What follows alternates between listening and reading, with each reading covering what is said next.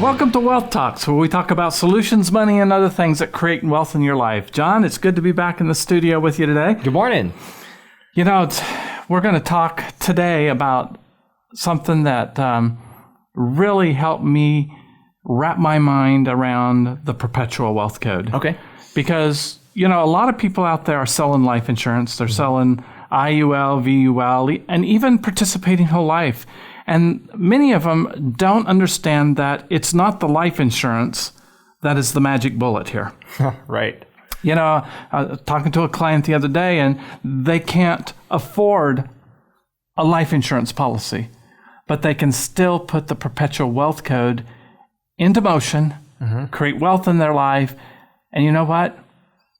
Down the road, they'll be able about to 12 months, 14 months, they're going to be able to insure their life. Now, the good thing is that he has a group life insurance policy on himself at work, so he's not just out there bare naked in the market being exposed and putting his beneficiaries at risk. That's good, because even when people can't have whole life insurance, they should have at least some type of life insurance coverage, whether it's term, group life in this case. Yes. Because life insurance is important. Well, you know, life insurance is for the people you love. Yes, that's right. And if we can now use that tool to help us create wealth, now it's a secondary benefit. Or financial wealth, you know, that's a whole other matter. And, and that goes back to, well, something that we talk about a lot here, and that's thinking both. Your dollar really should be working for you at least more than once. Yes, and life insurance helps us be able to do that because we get the guarantees and the cash value growth in the participating whole life insurance. So you mentioned, though, that's the second thing. That's the icing on the cake. What is the foundation for this all that you mentioned earlier? Well, it goes back a long ways. And I remember when you and I were doing the research about this, where Warren Buffett doesn't always pay his taxes. Okay. And because it's cheaper for him to pay the interest on his tax bill and take the money he would have to pay Uncle Sam and go and invest it and make, 15, 20, 25% on it. And so the 6% or the 7% he pays the IRS isn't an issue for him. That makes sense. And it just makes sense. He's keeping the difference.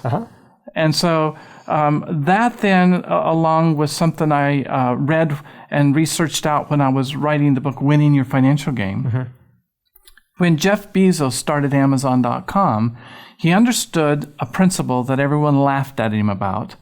And they said, it doesn't work. In fact, for 10 years, Jeff Bezos' Amazon.com didn't show a profit.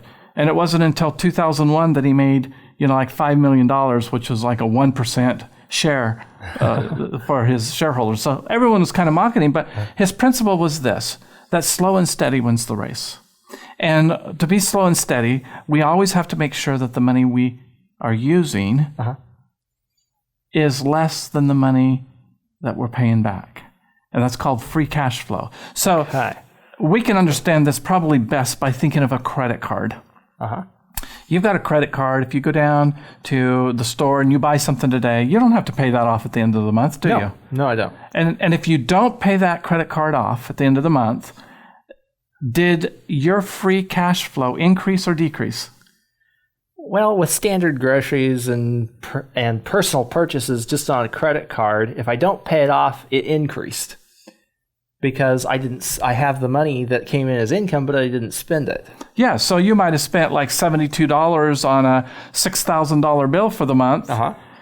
And now you have the difference in free cash flow, right? Right. But if I don't pay it off, there's going to be interest on that credit card. And if I'm not making the money that I earned to earn more for me, then if I just bought everyday living expenses, it's probably not going to do me much good, right? Well, let's think of Warren Buffett. He's willing to pay 6 or 7% to the IRS on money because what does he do with the difference? Because he's investing it somewhere else and making more money. He's making it work for him. There we go. So that is what congealed in my mind the perpetual wealth code, because we're blending the free cash flow that Jeff Bezos talks about. We're talking about using someone else's money like Warren Buffett does.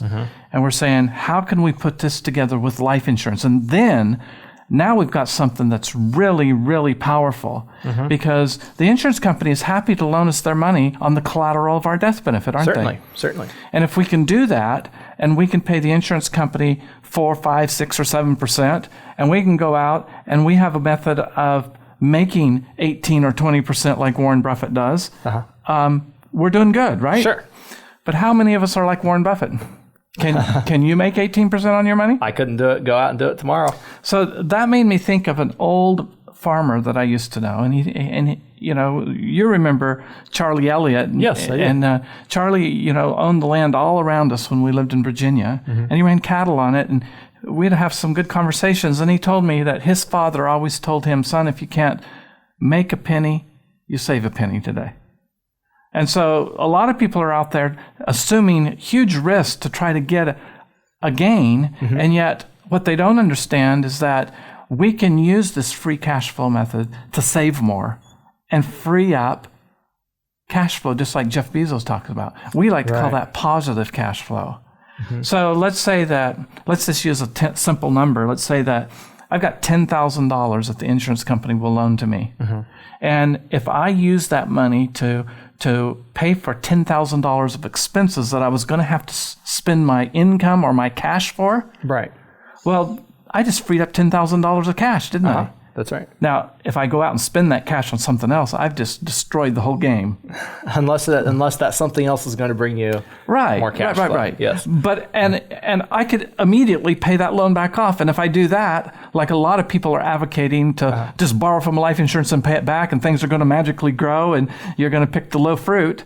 Well, it's not going to. That's just an empty pursuit of paperwork. Yes. And you cause more work for the insurance company and lower your dividends, and you cause more work for yourself, and the bank loves you because they're getting probably bank fees on the check transactions or something, But if you will take that $10,000 of cash that you freed up and structure time payments back to yourself at an interest like a credit card does, you are, quote, forcing yourself to save. But it doesn't hurt, because if I put $6,000 back this year, I still got $4,000 of free cash flow, just like Jeff Bezos teaches us. Right. And that is so powerful, because next year, guess what? You're going to pay your life insurance premium again. And when you pay your premium, what happens to your cash values? It goes up. And so does that mean that you can borrow more money from the insurance company? Yes. And they're happy to do it because your death benefit went up too, and your collateral is there, good, solid. They like that collateral. It's something that they approve of heartily, so much that all you have to do is take and sign your name on a piece of paper for it. That's right. And now we're playing the game. Now, the last thing we have to talk about is, what does Warren Buffett have to do to the IRS every year? He eventually has to pay them. Well, and every year he's got to pay the interest, or they come and put him in jail, right? That's right. You just don't not pay the IRS. Well, the insurance company's not going to put you in jail if you don't pay the interest. But it's a good idea to do that. Otherwise, you're going to decrease the face value of your policy, and eventually it's going to lapse. Right. So if you're putting another 18 or 20% away, it's not hard to come up with the 4 or 5% the insurance company is asking for. That's right. Yeah, so positive cash flow is really a defensive strategy to be able to give you more time to work with the cash flow that you have, and more opportunity to make it grow. But in and of itself, it's not going to make the money grow. Is that what I hear you saying? Exactly. It doesn't make money. All it does is it's a defense against the inflationary economy that we live in today, and allows us to wisely use our assets so that they can make more money. So, no gives game. Us more time to do it. Dave Barry says that he didn't like to play chess because all of his pieces had the habit of leaving the board at the same time. Okay? And this keeps your pieces on the board. Yes. And that's what defense is all about. So this is a great defensive play. And no game out there is won without defense. Because if you don't have a defense, then the offense of the opposing side is just going to walk all over you. Right. So this is our defense against the nasty opponent that we're against, and an inflationary economy, an economy that has zero growth in interest rates right now, and a high volatile stock market that is very risky. Yes. And so it's an exciting time. And, if things settle down or if maybe someone really understands a certain niche of the market right now, there's no reason why they can't take a policy loan and use that money to make that investment. Certainly. And let that investment produce the interest instead of you yourself having to save more money. But we've taken the pain out of savings by putting the perpetual wealth code in. Right. And even if we're taking that money and investing it elsewhere, it still creates positive cash flow. It does. We're just doing it with somebody else's money. And either way, it's giving us more time, more defense. And what I really like about the positive cash flow strategy is that it's combining two aspects, because you kind of have two sides to this question out there. There's one group of people that says you should leverage other people's money, and because then you don't have to come up with your own money to get into a deal and you're not taking as much risk on it. There's another side that says you should never leverage other people's money and pay cash for everything. And they're both wrong. You have to do both. You have to do both. If you don't do both, you're not going to win the game, because a risk is going to come along, a market correction is going to come and wipe out the person that's always using someone else's money, or if the person that's just hoarding money away, it's going to get eaten up with inflation. Right. So using the positive cash flow and the life insurance, we're able to do both of those at the same time and get the benefits. And that's the perpetual wealth code. Yes. That's what it's all about, is combining both of these together, because there's truth in both sides, just like there's a lie in both sides if they're by themselves. Yes. So, it's fun, it's exciting, and it really is beating the bankers at their own game. That's right. And becoming the undisputed champion of your own financial matters. Yeah, it's cool to think about it like that, because everyone, the bankers are our opponents out there, and really they're not our opponents, because we can leverage their money too. Absolutely. When we have opportunities coming along. But the thing is that we're playing the same game that they are. Yeah. And a lot of the bankers out there today, they don't want us in that role because they're able to make the money off of that. So when we get into that role, it's kind of like beating them at their own game. So let's talk a little bit about the time value of money and the volume of interest, because that's really what's involved in this free cash flow that Jeff Bezos talks about. We prefer to really reference it as positive cash flow. Yes. But, let's take a credit card that's got a $6,000 balance on it. Okay. We talked about that earlier. And let's say that credit card interest rate is 8%. If we just pay the minimal payment on that, it increases our positive cash flow, doesn't it? Certainly. And so we pay what, like $72 or $73 a month on that? Yes, not very much. And that frees up the remaining $6,000 that we would have had to take out of our income and pay the credit card off with. Right. So how many years, John, does it take to pay that credit card off at $72, $73 a month? Oh, I don't remember. It's going to be over 30 years, though. It's a long time. Yes. And so what happens is the total volume of interest that we pay the credit card can be, well over a third of what the balance was on the credit card to begin with. So, we end up spending between $8,000 and $9,000 paying a $6,000 bill off. So now you have to sit back and you have to weigh, was it worth it? Did I use that $6,000 initially to create more than the $3,000 some dollars that I've got to pay back to this credit card company? Yes. Because, and especially on a credit card, the interest rates can be very high. So, for example, I heard of somebody the other day who's paying 12% on their credit cards, but they don't want to pull out the money that they have in their investments to pay off the credit cards because they're making 8% in the market. Yeah. So, and you got to think here. You're paying 12%. You're earning 8%. What if you took the money that's earning 8%, pay off the 12%? It would be like earning 12%. Oh, absolutely. Without working any harder. And without taxes, too. Absolutely. Yeah, and with that 8% they're earning in the market, they're paying taxes, they're paying fees. So by the time they get all that done, it's somewhere around 4.5%, 5%. Yeah, 5%. And it's really important. It's critical that people understand this. Yes. Because we live in a society where people think that they're going to get rich off the back of someone else's money. And we can use someone else's money and pay them a fair wage for it. Like the banks or credit cards or whatever. But when we invest and we've got this other debt over here, you're not making money when you've got that difference going on. That's right. It's a whole lot easier to But before going and investing elsewhere, you want to have all your personal expenses covered, because it's a whole lot easier to recover money that you're spending than to make money that you're on what you're investing. Well, that reminds me, John, of a passage I think that David talked about in the Bible. And he says, make sure that you take care of your fields and the outside entities that make up making a family and a home before you build your home.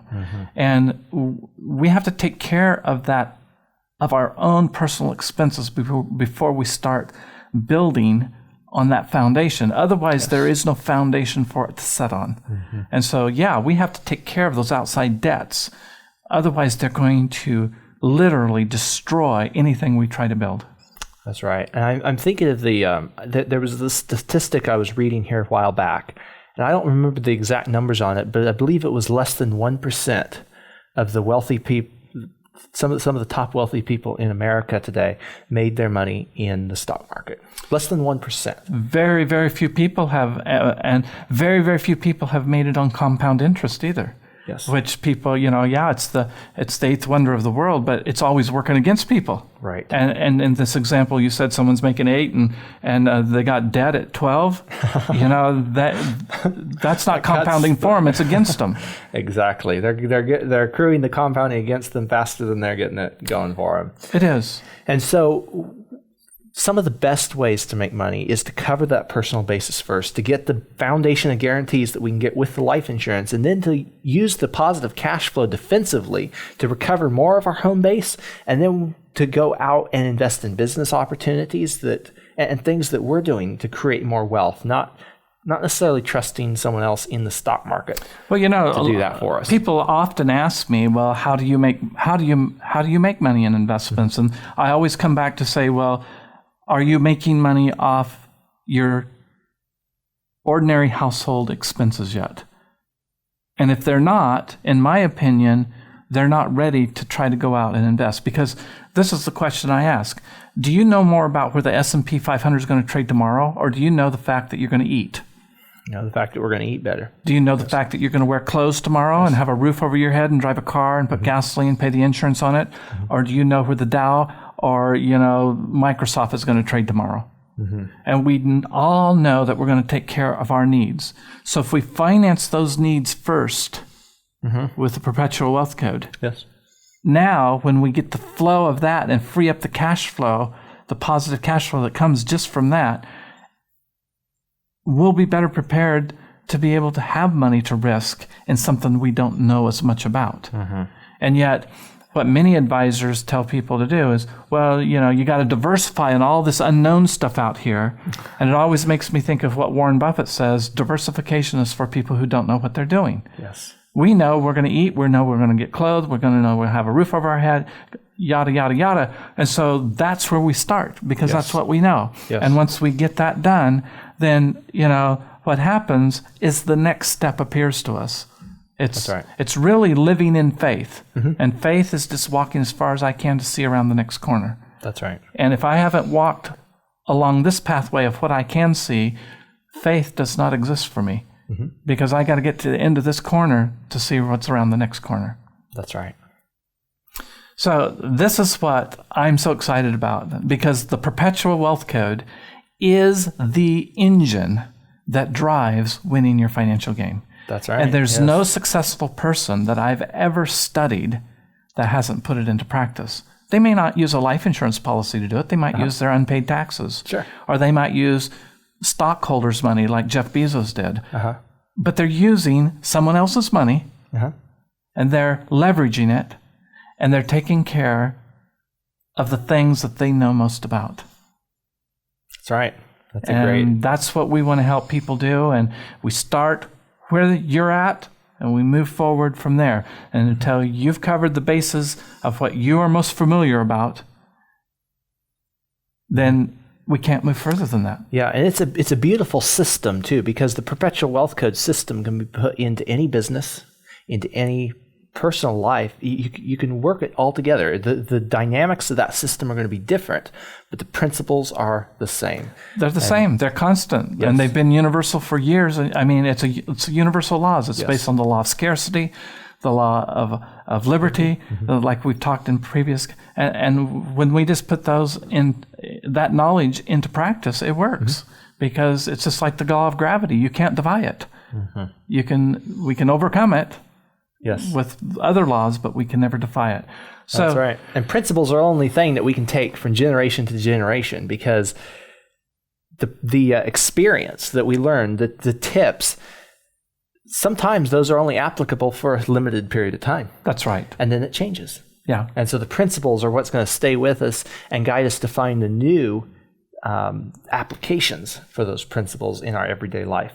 And of course, that's going to be different from business to business and from person to person. Well, Og Mandino writes about that in the book of His Greatest Salesman, about, sometimes people take advice from old men that nod wisely and answer stupidly, but because they think that what worked in their time is always going to work. Well, the principles will work if they're principled people. That will absolutely happen, but it has to be applied differently. Yes, because we live in a different world, and so we can't throw the principles away, but we've got to apply them in our current situation. That's right.